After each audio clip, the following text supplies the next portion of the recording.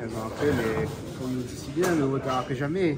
Bon, ça a pris du temps, mais parce qu'il y a eu aussi quelques petits aléas, hein, notamment dans les négociations entre les différents AOM.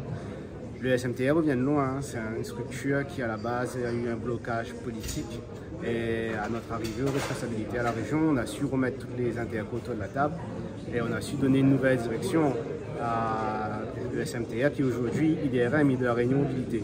Donc oui, il a fallu attendre, maintenant c'est là, donc il vaut la peine de célébrer. Aujourd'hui, oui, on a des habitudes de mobilité qui est très axée sur la voiture et souvent c'est l'autosolisme. Souvent, on va travailler le matin, on est seul dans son véhicule et on ne regarde pas forcément s'il y a d'autres choix de mobilité, s'il y a d'autres alternatives.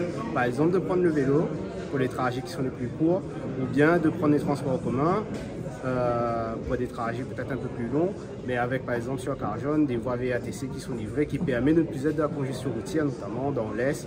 Et c'est des projets qu'on continue à développer.